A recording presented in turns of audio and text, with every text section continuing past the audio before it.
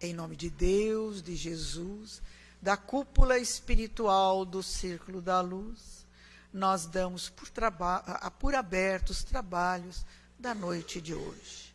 E como expositor, nós temos o nosso irmão Jefferson, trabalhador da Seara de Jesus.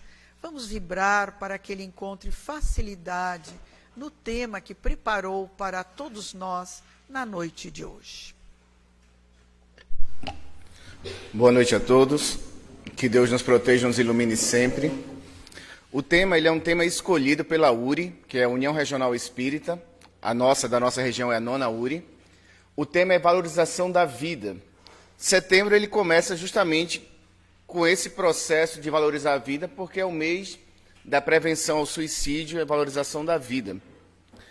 Então esse tema vai fazer com que a gente reflita um pouco sobre como a gente está vivendo, mas principalmente o que eu acredito que eu estou fazendo aqui, né? Qual é a finalidade da minha vida? Porque, de fato, se eu não souber o que eu estou fazendo aqui, num determinado momento aparece uma grande interrogação e diz, e agora? O que é que eu estou fazendo aqui? Então, muitas pessoas entram em aflição, depressão, porque a sua vida vai marcando com dores e sofrimentos, e as pessoas não encontram motivo. E diz assim, já que eu estou sofrendo tanto, é melhor acabar com tudo. Então, para que a gente possa entender a doutrina espírita, é a grande dificuldade das pessoas que não tem uma base de entendimento. Isso quer dizer, muitas vezes a gente vem nas palestras, mas a gente não estuda o espiritismo. Então, a gente tem que ter alguma base já pronta para que faça sentido tudo aquilo que a gente estuda. Então, basicamente, a primeira base seria Deus. Para nós espíritas, Deus é bom e Deus é justo. A minha vida pode estar virada do avesso, cheio de pancadas e sofrimentos. Mas se eu me desconectar de Deus, aí realmente nada mais vai me segurar. Então, eu posso estar diante de todos os sofrimentos da minha vida, eu não posso perder essa razão que Deus é bom e Deus é justo. A segunda é a imortalidade da alma. Isso quer dizer, nós estamos aqui, um dia vamos desencarnar, o corpo é enterrado e essa alma continua viva. Seria o espírito desencarnado. Porque como dizer, né, para as pessoas que amam seus entes queridos, que a partir do momento que eles desencarnam, acabou. Então, se a vida realmente acaba no momento da morte, para que viver? Não é? Para que tanto sofrimento, para que tanta dificuldade, tanta luta? O terceiro é, eu posso me comunicar com esses espíritos.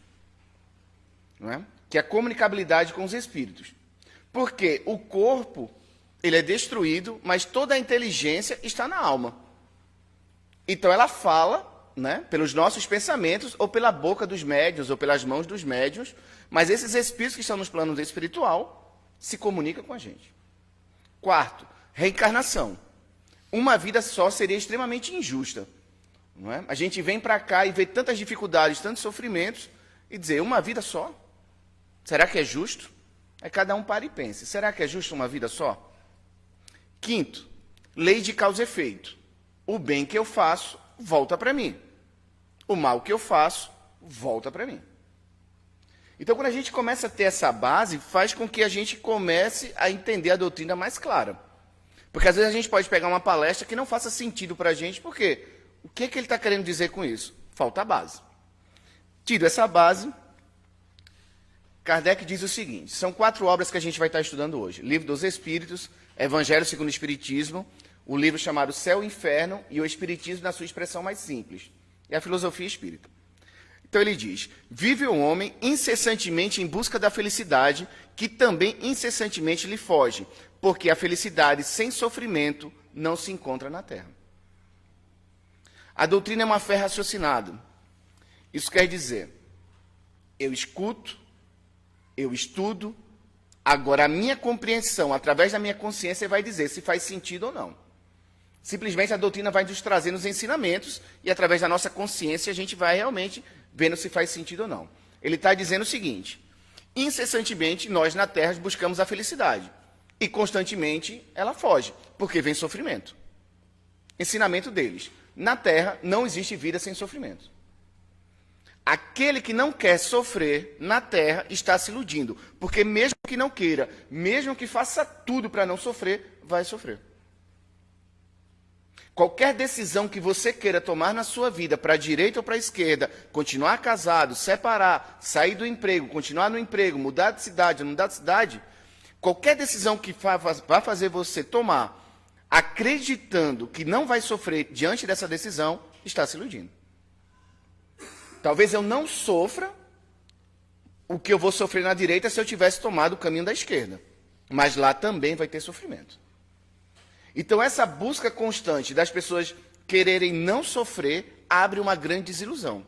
Para nós espíritas, diz, faz parte da nossa vida. Querendo ou não, faz parte. Isso é de uma forma racional. Porque Emmanuel diz que Deus nos deu a emoção. Nós temos emoção. Mas para qualquer decisão da nossa vida, nós precisamos usar a razão. Porque mesmo tomando a decisão da razão, a gente vai doer, vai sofrer muitas vezes, mas já a gente sabe o que é o certo. Aí ele diz, as aflições terrenas são os remédios da alma. Essa alma encarnada e essa alma desencarnada. Então, as aflições e os sofrimentos é o que vai curar a minha alma. Modifica a visão? Não, para vocês. A partir do momento que eu olho para as minhas aflições, para as minhas dores, como sofrimento imerecido, realmente baixa um desespero na mente da gente. Meu Deus, por que eu estou passando por isso? Só que a doutrina diz, as nossas aflições são os nossos remédios da alma. Para que eu possa me curar como espírito, eu vou precisar dessas dores. Por mais que eu não aceite, por mais que eu não entenda, eu preciso delas. Por isso que a lei divina ela não está diretamente preocupada com o que a gente pensa e com o que a gente quer. Ela vem na nossa vida e a gente tem que aprender a lidar com ela. Porque por mais que naquele momento você não estiver esperando aquela dor, aquele sofrimento, e ela vier na sua vida, se você tiver um pouco de calma, um pouco de compreensão, um pouco mais na frente, aquela dor vai fazer sentido para você. Se talvez eu não tivesse passado por aquela dor, talvez eu não fosse essa pessoa de hoje. Só que passar por ela não é fácil. Aí ele continua dizendo aos espíritos, salva-nos para o futuro com uma dolorosa operação cirúrgica, salva a vida de um doente e lhe restitui a saúde. A compreensão é uma cirurgia. Seja você olhando para você, diante do seu sofrimento, quando você está compreendendo a doutrina espírita, você vai olhar e vai dizer, estou passando por uma cirurgia. E cortar dói. Eles não falam que não dói, eles não falam que não vão sofrer. Porque o Espiritismo ele tem como missão, diante da nossa dor, é evitar o desespero. Então, aquele que busca realmente as religiões, as filosofias, para não sentir dor, realmente também vai se decepcionar com as religiões. Porque não é você ser espírita, não é você ter conhecimento, que você não vai passar pelas dificuldades. Eis porque o Cristo disse, bem-aventurados os aflitos, porque serão consolados. Então, essa certeza, essa consciência da vida, que quando eu estou sofrendo, eu vou ser consolado, é a fé verdadeira. Porque muita gente diz que tem a fé cega, né? A fé cega é aquela que diz, eu acredito em Deus, enquanto os meus sofrimentos eu consigo levar. Mas às vezes a gente passa por uma pancada tão forte na nossa vida, que a gente diz, meu Deus, você me abandonou. Mas com a compreensão de um espírita, com o entendimento da doutrina, diante de uma pessoa que está no chão, em depressão, caída, eu sei que ela está sendo tratada. Porque tem duas formas de aprender a doutrina espírita e as suas finalidades. Uma é aprender a doutrina para mim, para que eu possa colocar na minha vida e me proteger das pancadas que vêm e das quedas que vão acontecer para que eu me levante mais rápido. Mas a outra é eu me preparar para as pessoas que estão doentes na minha frente. Porque é comum, quando a gente está diante de pessoas depressivas, pessoas com aflições e sofrimentos, a gente sofrer junto. E a doutrina diz, quem está do lado de quem sofre não é para sofrer, é para auxiliar. Então imagine que aqui a gente vai fazer um curso de bombeiros. Aqui é uma academia para bombeiro. A gente se prepara, estuda e faz todos os exercícios. O que é que um bombeiro pode pegar lá na frente? Um acidente de carro com criança, um ataque do coração, uma fratura. Se ele não estiver preparado para lidar com esse choque que ele vai enfrentar, ele realmente se desequilibra emocionalmente e não tem nenhuma capacidade de ajudar. Né? Se alguém passar mal aqui e não tiver uma pessoa preparada para auxiliar, a maioria vai entrar em desespero. Então, quando a gente vê pessoas entrando em desespero nas suas dores, nos seus sofrimentos, quando você tem um pouco mais de conhecimento, já vem na sua mente, não está preparado para passar por isso. A pancada veio e... Por isso que Platão diz que o homem inteligente aprende com seus próprios erros, mas o homem sábio aprende com os erros dos outros. Porque eu não preciso passar por todas as dores para aprender como ela dói. É só eu compreender o processo da vida. E identificando, se eu seguir esse caminho, eu vou sofrer. Se eu passar por essa situação, eu vou sofrer. E aí muita gente dá conselho, orienta, mas diante da sua dor não sabe o que fazer. Isso a gente fala até dos próprios espíritas. Porque divulgar a doutrina espírita, estudar a doutrina espírita é muito legal. Mas na hora da vivência do seu sofrimento é que você vai saber se você incorporou ou não o entendimento espírita. Por isso que vir buscar o conhecimento é para me proteger e para poder auxiliar. Ele continua dizendo: a ideia clara e precisa que se faça da vida futura dá uma fé inabalável por vir. A vida futura quer dizer, essa vida não é única. Após essa vida, continua. Aí isso continua numa outra lição do Evangelho. Aquele que não acreditar em vida futura e na justiça de Deus, seus sofrimentos caem com um peso muito grande e que nenhuma esperança lhe tira o sofrimento. Você está diante de uma pessoa que está sofrendo muito, em desespero, e aí a pessoa diz assim, eu não tenho mais o que fazer. Se ela não acreditar em Deus, se ela não acreditar em vida futura, nada consola ela. Então, qual é o nosso objetivo dentro da doutrina espírita? É realmente buscar conhecimento sobre essa vida futura e buscar entender a bondade e a justiça de Deus diante dos nossos sofrimentos. Porque realmente, quando abre um grande buraco na nossa vida, se a gente jogar lá dentro, para sair dali é muito difícil. Porque a depressão é uma escuridão.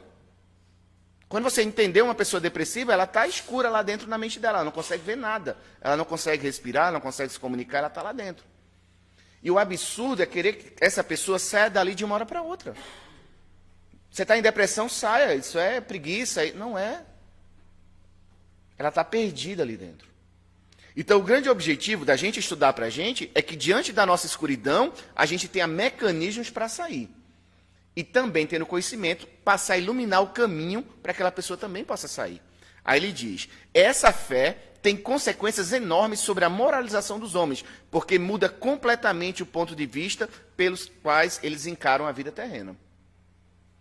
A forma que eu olho para a minha vida modifica a minha vida. Aquela pessoa realmente que acredita que a vida é o fim, no túmulo, e os seus sonhos, suas expectativas não vão sendo alcançadas, realmente vai bater na decepção e o desespero.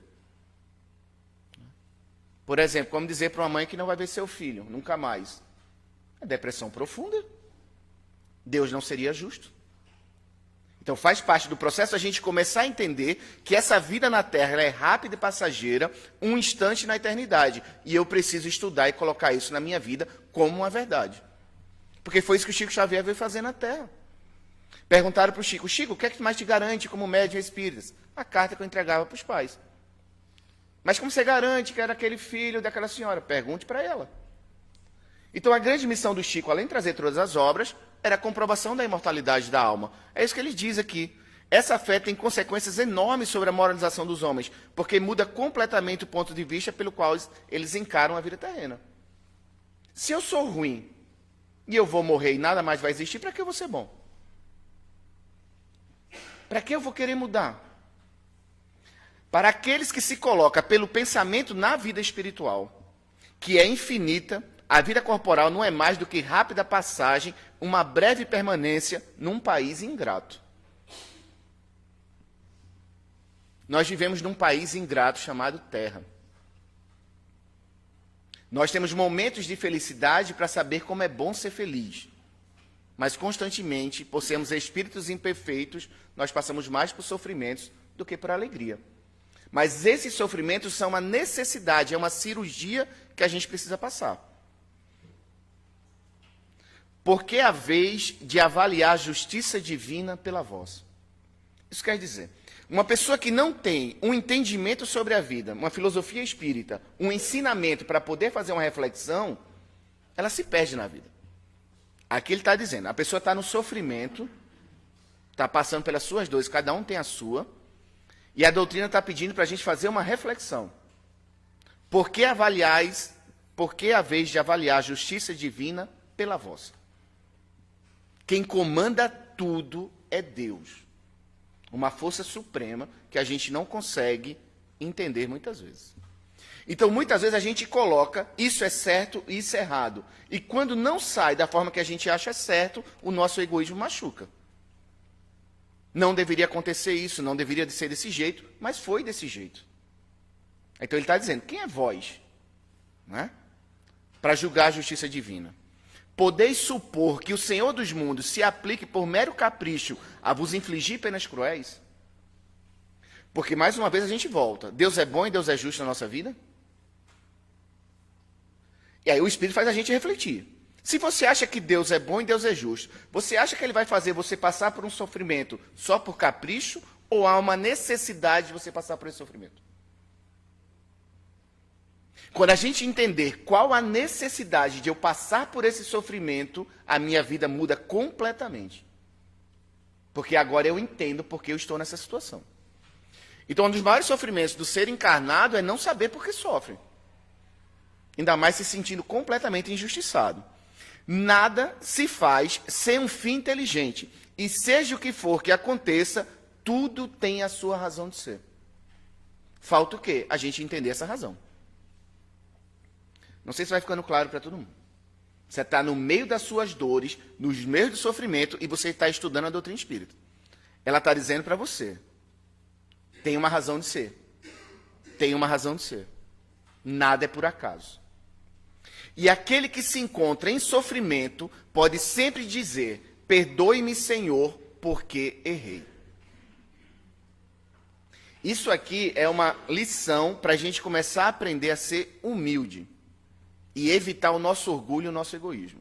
Só esse trechinho aqui. E aquele que se encontra em sofrimento pode sempre dizer, perdoe-me, Senhor, porque eu errei. Você está na pior situação, a vida está lhe batendo, as pessoas estão lhe agredindo. Ele está dizendo para a gente, dobre o joelho, peça perdão a Deus, porque se você está passando por isso, você errou. Só que a gente não admite que a gente erra porque a gente é muito imaturo. Aí eles fazem assim, remonte a sua consciência. Veja se você não tivesse tomado atitudes diferentes, você não estaria nessa situação. Aí a pessoa diz, não, está tudo certo. Aí ele diz, é de outra vida. Ah, mas eu não acredito em outra vida. Aí é o seu pensamento. Mas a doutrina diz que as vidas, elas são ligadas umas às outras. Nada passa impune. Por isso que eles dizem, justiça das aflições. Os nossos sofrimentos têm causa pelos nossos erros nessa vida ou por causa de erros passados. Isso quer dizer o seguinte, na visão espírita, por mais que machuquem as pessoas. Não tem inocente na Terra. Você pode se sentir inocente diante de uma agressão sofrida. Espiritualmente você não é. Senão essa agressão não teria acontecido com você. Porque seria uma injustiça. Por mais que os meus olhos materiais vejam isso como injustiça, não é injusto pelo olhar espiritual. Essa é a grande dificuldade. Mas eu tenho certeza que aquela pessoa que me machucou está errada. Ela vai sofrer as suas consequências.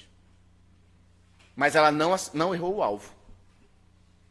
Não tem bala perdida, nem bala e nem palavras, atitudes, gestos. Nada acontece por acaso, é tudo interligado. Os males que afligem os homens na terra têm por causa o orgulho, o egoísmo e todas as más paixões. Todos os sofrimentos da terra, a causa primária é o orgulho, o egoísmo. Está com problema dentro de casa? É o orgulho e o egoísmo. Está com problema no relacionamento? É orgulho e egoísmo. Está com problema no trabalho? É orgulho e egoísmo. A fonte é essa. Tem problema de guerra na terra? É orgulho e egoísmo. Pelo contato de seus vícios, os homens se tornam reciprocamente desgraçados e se punem uns aos outros. Ele está dizendo o seguinte, que todos os conflitos de relacionamentos é porque um é egoísta, o outro é egoísta. Nesse choque vai ter conflito. Por isso que você tem sofrimento com seu pai, com seu filho, com seu irmão. São dois egoístas que no sangue tem que aprender a se respeitar. Porque se fosse fora do sangue, ia embora. Não quero mais falar contigo. Pronto. Os conflitos de família, os conflitos de relacionamento é o orgulho e o egoísmo. Os laços de sangue prendem os espíritos para dizer, respeito porque é seu pai, respeito porque é sua mãe. Mas o conflito sempre é pela paz. Quando eu começar a entender, se eu estou diante de um conflito, é para que eu tenha paz. Aí eles nos dizem, se a caridade e a humildade substituírem o egoísmo e o orgulho, eles não mais buscarão prejudicar-se mutuamente. Quando as pessoas buscarem a humildade e a caridade, as brigas acabam. Só que a gente quer que a pessoa busque antes da gente. Então ele está dizendo para a gente, você quer evitar conflitos na sua vida, passe a ser mais humilde e mais caridoso. Porque ele apresenta o problema e na mesma hora ele está dando a solução. Para você acabar com seus conflitos na sociedade, seja mais humilde e mais caridoso. Está sofrendo problema de relacionamento, aí já está a mensagem. Mas o nosso orgulho não deixa. Porque a gente não admite passar por essas dores. Respeitarão os direitos de cada um e farão que reinem entre si a concórdia e a justiça.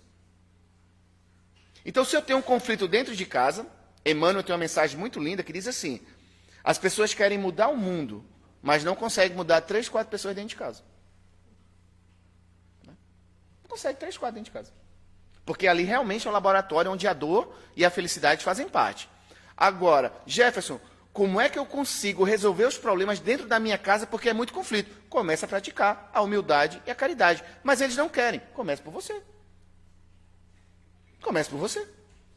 Porque pelo menos você já não vai sofrer os golpes das aflições causadas por você mesmo. Porque quando uma pessoa chega reclamando do outro, eu sempre pergunto, o que é que você está fazendo para complicar? Já que você não é inocente. Não é? Porque na hora da gente se sentir vítima, a gente só acha que o outro está nos atacando. Mas para que o outro nos ataque, alguma coisa a gente fez. Nunca é de graça. Não, Jefferson, nunca fiz. Eu não vivo com você, tudo bem. Mas a doutrina diz que você é orgulhosa e egoísta. Um dia isso também apareceu na sua relação. Pesada a doutrina, né? Mas é assim mesmo. Todos vós, que dos homens sofreis injustiças, ele está dizendo que todos nós que sofremos injustiça dos homens, sede indulgentes, quer dizer, entenda o erro do outro, para as faltas dos vossos irmãos, poderando que também não vos acheis isentos de culpa. Olha o que ele está dizendo para a gente. A pessoa errou com você, segura a pancada. Ele é imperfeito, mas você também é. Mais uma vez, pelo orgulho e pelo egoísmo, a gente só choca o nosso olhar, as nossas forças pelo erro do outro. Ele está dizendo para a gente, suporte o erro do outro. Ele só errou porque ele é imperfeito mesmo. Né? E se você achava que ele era perfeito, é ilusão sua. Ele não era. Né? Ele não era. Talvez ele realmente não quisesse errar, mas a imperfeição dele foi mais forte do que ele. Poderando que também não vos achais isentos de culpas. É isso caridade, mas é igualmente a humildade. Eu entender o erro do outro, eu entender a capacidade limitada do outro, é ser humilde e caridoso. Preciso me proteger. Preciso me proteger de alguém que não tem condições de ser da forma que eu espero que ele fosse. Não tem condições. E tem pessoas que entram em depressão, aflição, tristeza, esperando uma pessoa que não tem capacidade de agir da forma que eu espero, esperando um passe de mágica na vida de um espírito imperfeito que não está fazendo nada para mudar. É claro, não é assim a doutrina. Quando ele diz, te acalma aí, ele é assim mesmo. Se sofreis pelas calúnias, abaixai a cabeça sob essa prova. Ele está dizendo o seguinte, estão falando mal de você, baixa a cabeça. Não vá bater boca. Emmanuel tem outra lição que diz, viva de tal forma que o caluniador não tenha razão. Porque a pessoa fala o que ela quer, ela tem o direito de humilhar o outro, é livre-arbítrio. Agora, se eu for bater boca com essa pessoa, as minhas energias vão para onde? Você se considera uma pessoa certa, Você acha que não fez nada de mal, a pessoa está lhe acusando, você vai brigar para quê? O Chico sempre dizia, quando as pessoas falam mal de mim e estão certas, eu me calo. Porque estão certas. Quando as pessoas estão falando mal de mim e estão erradas, eu também me calo. Eu uso o silêncio. Agora, para usar o silêncio, tem que ter humildade e caridade. Coisa que a gente não tem muito ainda. Né? Na hora que a gente é provocado, quem vai ficar calado? Mas ele está dizendo o que a gente deve fazer. Isso é doutrina espírita. Doutrina espírita não é você pegar o evangelho e dizer assim, o Jefferson é espírita. Por que o Jefferson não faz o que está ali, que ele está falando? É porque eu não tenho essa capacidade moral ainda para fazer. Mas eu estudo, eu consigo contribuir com as pessoas refletirem, mas talvez eu mesmo não tenha. Porque uma das maiores agressões que eu vejo na sociedade é dizer, mas ele é padre e ainda continua fazendo isso. É porque a gente idolatra o líder religioso achando que ele não é imperfeito. A gente pega uma espírita que estuda a doutrina, divulga a doutrina, e a gente espera que ele que não erre. Porque nós somos imperfeitos. Então, não é porque você entra na doutrina espírita que você vai ser perfeito, mas você já está buscando conhecimento do que você deve fazer. E quando você sabe o que você deve fazer, você vai lutar por isso. Você vai lutar para ser mais humilde, você vai lutar para brigar menos, você vai lutar para ser mais caridoso, em vez de ficar se alimentando de todas as aflições, que é uma imaturidade espiritual ainda. Suportar com coragem as humilhações dos homens. Ser humilde é reconhecer que somente Deus é grande e poderoso. Isso quer dizer, você pode fazer tudo que você quiser, você pode humilhar, você pode fazer... Tu não é nada. Tu não é nada. Lei de causa e efeito. Olha como é bonito você entender a lei de causa e efeito. O mal que você faz volta para você. O mal que estão fazendo com a gente vai voltar para essa pessoa. A gente não precisa ser o carrasco. Ele já está cavando a própria queda dela. E como a gente sabe que ela está cavando a própria queda dela, a humildade vai dizer, eu vou me preparar porque eu vou ter que ajudar essa pessoa que está me fazendo mal. Difícil, né? Porque o perdão é um processo.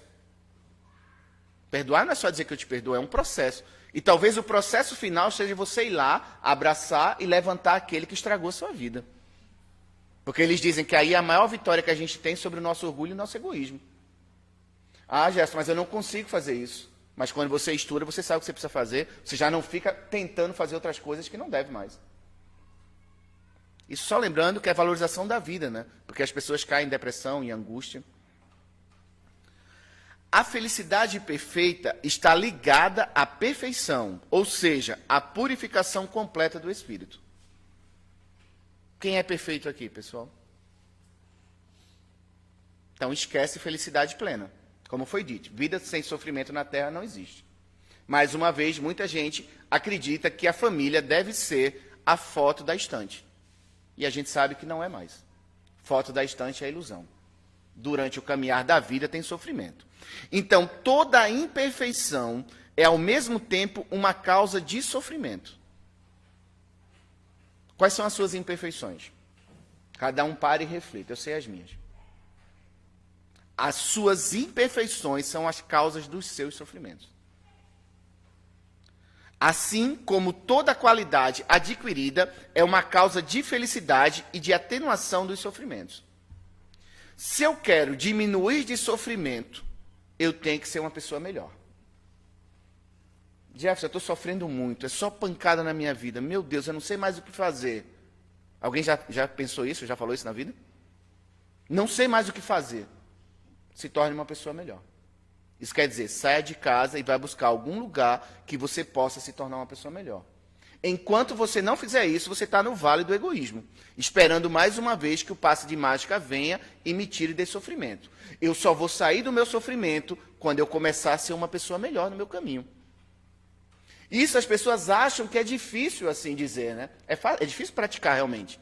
Mas as pessoas dizem que esperam um psiquiatra, um psicólogo, algum mago que vem e diga o que a gente tem que fazer. Jesus já disse. Só vem parar e escutar. Vá fazer o bem, meu filho, que suas dores vão diminuir. Já que essas dores que estão na sua vida são suas. Então, quando a gente já entende que, querendo ou não, a dor vem, e ela faz parte da minha vida, eu quero melhorar, eu tenho que partir para fazer o bem. Então, vir fazer palestra é me ajudar. Se vocês se sentirem bem, refletirem sobre o que eu estou falando, que bom para vocês. Mas o meu papel é vir falar para me ajudar. toda imperfeição é ao mesmo tempo uma causa de sofrimento e de privação de felicidade, assim como toda qualidade adquirida é uma causa de felicidade e de atenuação dos sofrimentos. Estando o sofrimento vinculado à imperfeição, como a felicidade à perfeição, a alma carrega em si mesma seu próprio castigo. Em toda parte onde se encontrar, não é preciso isso de um lugar circunscrito. O inferno está, portanto, em todo lugar onde há almas sofredoras, como o céu está em toda parte onde há almas bem-aventuradas. Aonde é o inferno nosso? Com essa aula espírita. Quem já disse assim, eu estou vivendo no inferno? O inferno não é sua casa, não. O inferno é o que você vive dentro de você. Quando você desencarna, esse espírito vai com imperfeições para lá. Ele leva o inferno dele para lá. Então, muita gente pergunta assim, como é que está meu parente no plano espiritual? Como é que ele era em vida? Se era uma pessoa boa, tranquila, o inferno dele é menor lá. Mas se era uma pessoa ruim, violenta, agressiva, materialista, o inferno dela é maior. Mas não é um lugar em si. Então, o que ele está dizendo para a gente? Querendo ou não, no nosso grau evolutivo, nós vivemos dentro de um inferno. Ou você aprende a viver com o seu inferno, ou você vai viver reclamando dele a vida toda. E é chato reclamar, né? Ou não é? Eu digo o seguinte para deixar vocês tranquilas. Mulher reclama muito, muito mais que homem. Mas a gente reencarna, então a gente vem mulher de novo, a mulher vem homem, então é nesse estágio que vocês estão passando, tá? Não é uma coisa só de feminismo, porque o sexo a gente vai variando em cada reencarnação. Mas dentro de casa, quem reclama mais? O homem?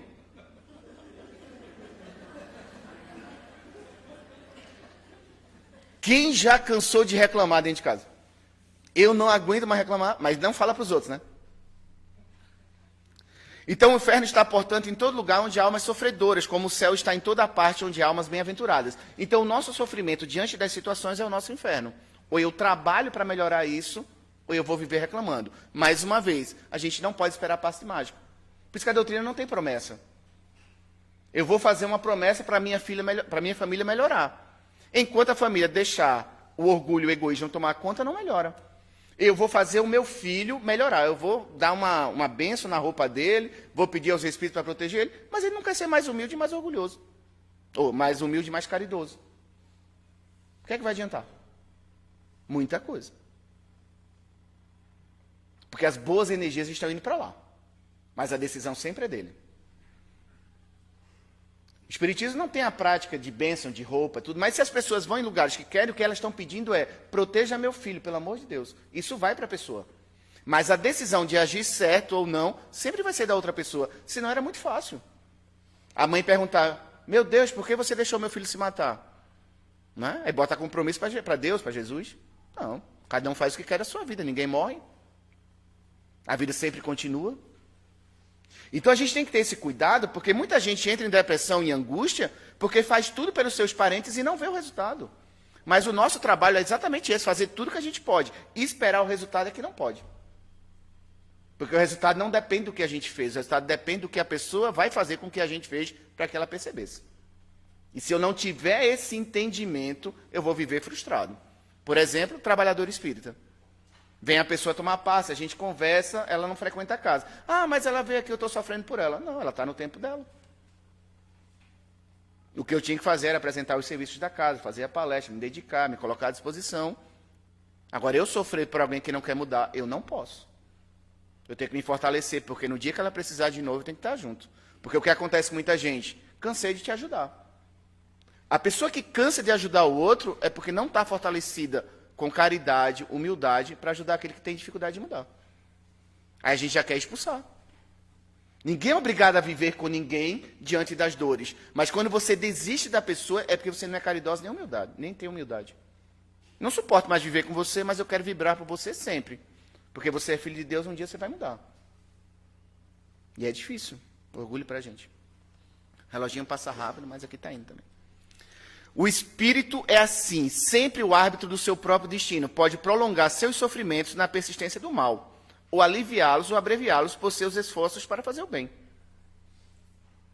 Pessoas dizem assim, meu Deus, uma vida de sofrimento. Aí vem na doutrina espírita e pega o Jefferson. Você quer estudar o espiritismo? Eu não vou dizer o que eu acho.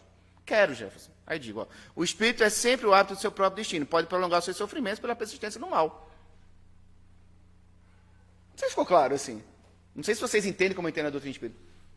Porque aqui eu não estou assim só para dizer assim, pessoal, se sintam bem com o que eu estou falando. Eu estou falando, explicando a doutrina espírita. Ele está dizendo para a gente o seguinte, a nossa persistência no mal é a causa do nosso sofrimento.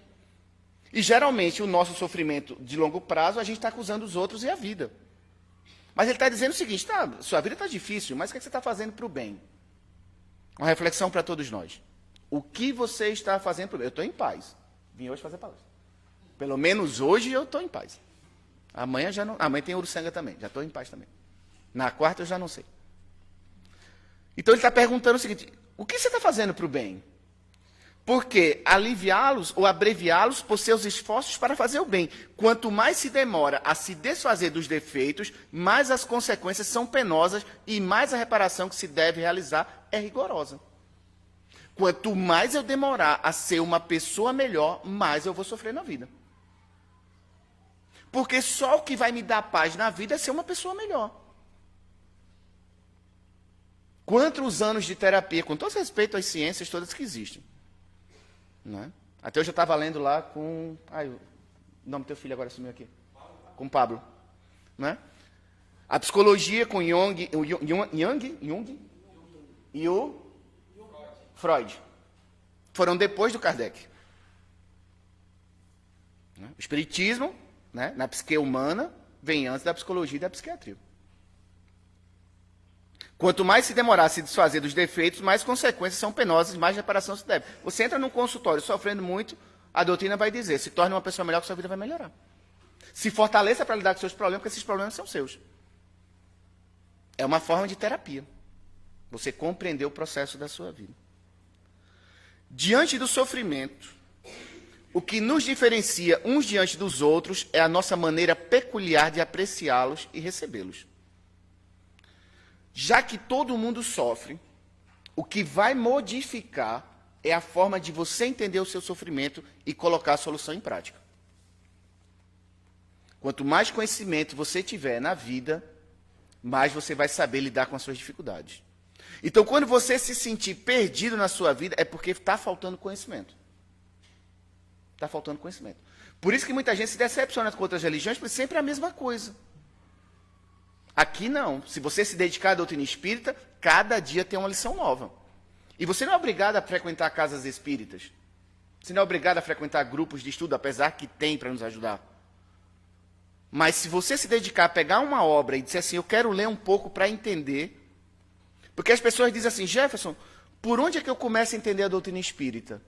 Olha, as casas oferecem os grupos abertos para você ter essa introdução da doutrina.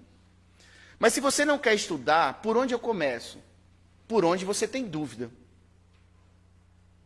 Quais são as suas perguntas? Não é? É no conflito emocional, é no físico, é na sexualidade, é no desencarne? Onde as suas dúvidas? Porque para todas as nossas dúvidas, o Espiritismo traz uma opinião. Então, muita gente vem na doutrina espírita escutar a palestra, com todo respeito, como se fosse um momento de bênção, que dali eu fui abençoado naquele momento e vou para casa feliz. Isso não é doutrina espírita. Doutrina espírita é você chegar, prestar atenção no que o palestrante está dizendo, mesmo que a conversa seja meio monótona, porque o palestrante talvez não tenha uma dinâmica legal, assim que a gente poxa, mas dentro do que ele está falando, cada um no seu nível, tem um entendimento, tem uma lição ali. O que você está pegando disso para a sua vida? O que é que eu estou falando hoje que você vai pegar para a sua vida e você vai dizer, opa, naquele ponto que o Jefferson falou, eu posso interpretar a minha vida dessa forma. Isso é aprender doutrina espírita. Isso seja num livro, isso seja num filme, isso seja numa aula ou numa palestra. Então ele diz, o que nos diferencia um diante dos outros é a nossa maneira peculiar de apreciá-los e recebê-los. Pelas ações, somos retratados segundo as tintas da opinião de cada um. Ele está dizendo para a gente, o orientador Emmanuel, que o que você fizer na vida, os outros vão lhe pintar. E aí cada um pinta do jeito que quer. O Jefferson é orgulhoso, o Jefferson é humilde, o Jefferson é isso, é a opinião do outro. Mas pelas reações, somos vistos em nossa estrutura autêntica. Diante da nossa dor, a gente vai reagir. Essa reação mostra que a gente é pessoas preparadas ou despreparadas. Não sei se fica claro para todo mundo a missão da doutrina espírita. É nos preparar para viver na Terra. Sem nunca esquecer que Deus é soberanamente bom e justo.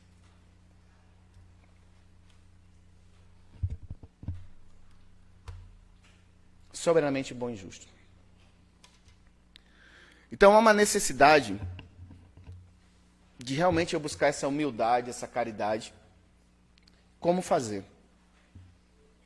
Mais uma vez, dobrando o joelho, pedindo perdão a Deus, pelos erros que eu sei, pelos que eu não sei, pedindo força para suportar as provas que são minhas, e que nesse processo de suportar as provas que sejam minhas, que eu ainda tenha mais força para poder abraçar e auxiliar aqueles que sofrem do meu lado nesse caminho chamado vida imortal. Que a paz esteja com todos.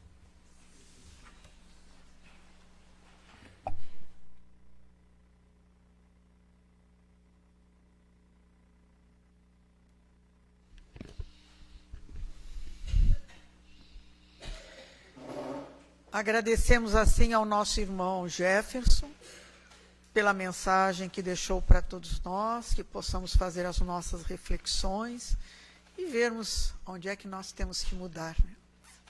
Para nós sermos felizes, porque sofrer todos sofrem, mas a forma como nós sofremos que é o diferencial, que eu posso lutar para sair daquele sofrimento, mas ou eu posso me revoltar diante da dificuldade. É a opção de cada um de nós. Mas vamos então, neste momento, elevarmos os nossos pensamentos. Vamos pedir pela magnetização das nossas águas, que as energias salutares possam recair sobre elas. Vamos pedir pelos nomes que se encontram nas urnas, de encarnados e desencarnados, pelos irmãos que se encontram num leito de um hospital, nos presídios, pelas crianças ao abandono, pelos idosos, por aqueles que vivem nas sarjetas da vida, por aqueles que ainda estão a vibrar no erro, nos vícios, no mal, no tóxico, por aqueles que perderam seu ente querido, que a bondade infinita do alto possa envolver a todos os irmãos neste momento, recebendo eles de acordo com as suas necessidades. E nós, que aqui estamos, Senhor, na Tua casa de amor, conhecendo o Teu Evangelho, procurando colocá-lo nas nossas vidas. E volta e meia tropeçamos, mas sentimos a Tua mão amiga a nos erguer, porque Tu sempre estás conosco. E vamos então, neste momento, nos prepararmos para o passe. O passe é transfusão de energias, onde a espiritualidade amiga, protetora, envolve a cada um de nós nas suas energias salutares, para que nós possamos ter a saúde física e a saúde espiritual. Vamos sentir como uma luz a penetrar todo o nosso ser, a entrar pelo nosso centro coronário, frontal, laríngeo, cardíaco, esplênico, gástrico, genésico. Vamos nos reabastecer todos os nossos centros de forças, porque o momento do passe é o momento de amor do nosso Pai para conosco. E unidos que aqui estamos, num só sentimento e num só coração, a Ti elevamos, Pai, nossa prece de gratidão.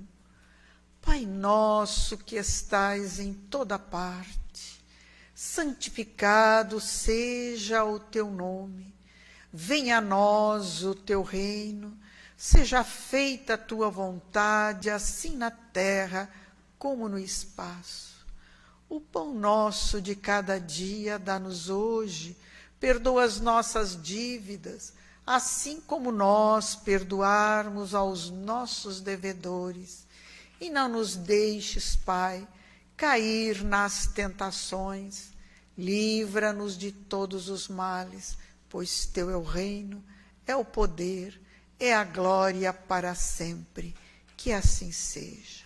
Em nome de Deus, de Jesus, da cúpula espiritual do Círculo da Luz, nós agradecemos a proteção e damos por encerradas nossas atividades da noite de hoje. E uma boa noite a todos.